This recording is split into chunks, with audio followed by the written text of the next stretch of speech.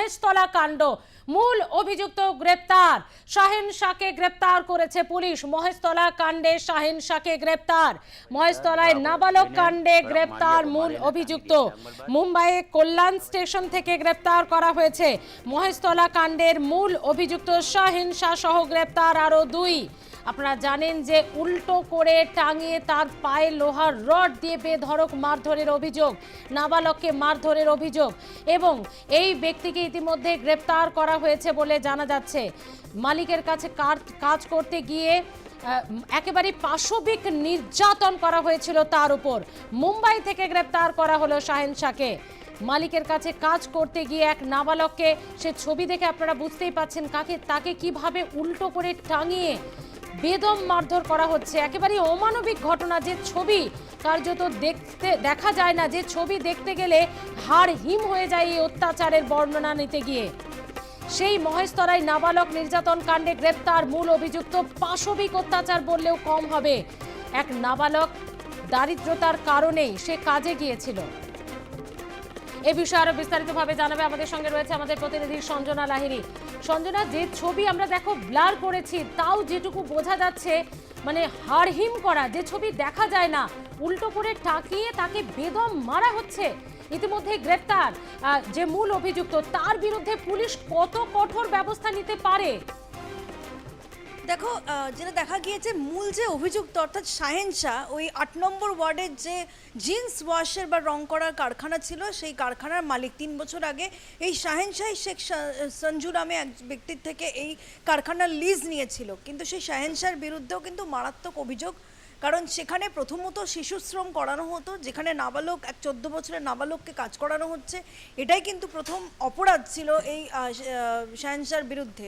এবং যেখানে দেখা যাচ্ছে যে নাবালককে মারধর করা হয়, এমনকি তার মোবাইল চুরির অপরাধে তাকে উল্টো করে ইলেকট্রিক শক দেওয়া হয়, 3-4 দিন তাকে খেতে দেওয়া হয় না। এই যে অভিযোগগুলো রয়েছে, সেই অভিযোগের ভিত্তিতে কিন্তু মূলত পুলিশ এফআইআর করে। এবং যে ঘটনা চাঞ্চল্যকর, যে এই অভিযুক্তকে মুম্বাইয়ের কল্যাণ স্টেশন থেকে গ্রেফতার করা হলেও এখনো পর্যন্ত এই নাবালক কিন্তু নিখোঁজই রয়েছে। এবং নাবালকের খোঁজ চালানোর চেষ্টা করছে পুলিশ।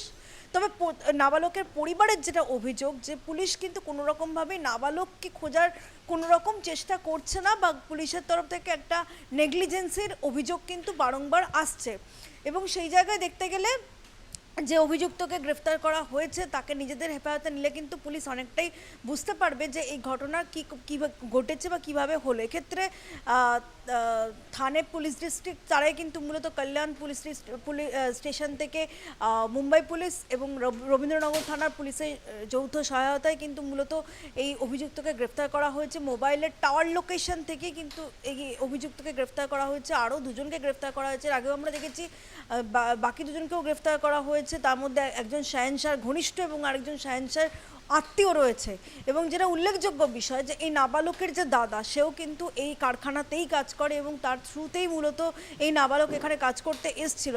এবং যথেষ্ট পরিমাণে চরম দারিদ্রতা রয়েছে এই পরিবারের, ইসলামপুরের বাসিন্দা, এবং বাধ্য হয়েই কিন্তু তারা এখানে কাজ করতে আসে। কিন্তু তার পরিণতি যে এতটা ভয়াবহ হবে, তা কিন্তু নাবালকের পরিবার কখনোই ভাবতে পারেননি। এবং সেই জায়গায় দাঁড়িয়ে তারা কিন্তু এই অভিযুক্তের শাস্তি চান। পাশাপাশি তাদের ছেলে, সে কিন্তু এখনও পর্যন্ত নিখোঁজ। প্রায় 4 থেকে 5 দিন অতিবাহিত, কিন্তু এখনো পর্যন্ত তা কোনো রকম কোনো খোঁজ পাওয়া যায়নি। সেক্ষেত্রে সেই নাবালক কোথায়, সেটাই কিন্তু জানার চেষ্টা করছে পুলিশ। তবে সেই পুরো বিষয়টা কিন্তু স্পষ্ট হবে এই শাহিন শাহকে নিজেদের হেফাজতে নেওয়ার পর। ইতিমধ্যে কিন্তু ট্রানজিট রিমান্ডের জন্য সেখানকার আদালতে এই অভিযুক্তকে পেশ করা হয়েছে এবং ট্রানজিট রিমান্ডে নিয়ে আসা হবে।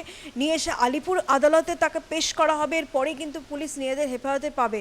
তারপরে কিন্তু পুরো বিষয়টা আরও স্পষ্ট হবে যে এই নাবালক কোথায় বা কতদিন ধরে এই কাজ চালানো হচ্ছে, এবং সেখানে আর কোনো বেআইনি কাজ হয় কিনা, পুরোটাই কিন্তু এখন তদন্তাধীন বিষয়। তো সুতরাং এই শাহিন শাহকে নিজেদের হেফাজতে নিয়ে ইন্টারোগেট করাটাই যে এখন প্রাথমিক লক্ষ্য পুলিশের, সেটাই কিন্তু সার্বিকভাবে সূত্র মারফত জানা যাচ্ছে। স্মৃতি, ধন্যবাদ সঞ্জনা। মহেশতলায় নাবালককে পাশবিক অত্যাচার, অমানবিক অত্যাচার বললেও কম হবে। উল্টো করে টাঙিয়ে তাকে প্রথমে বেদম মার, হাত পা বেঁধে ঝুলিয়ে মার এবং তারপর ইলেকট্রিক শকও দেওয়া হতো তাকে। এবং দেখা যাচ্ছে নাবালকদের ওপর এই ঘটনা যেন আকছারি শোনা যাচ্ছে। নিজেদের ফ্রাস্ট্রেশন, নিজেদের ক্ষমতা জাহির করার একটা জায়গা তৈরি হয়ে যাচ্ছে এই নাবালকরা।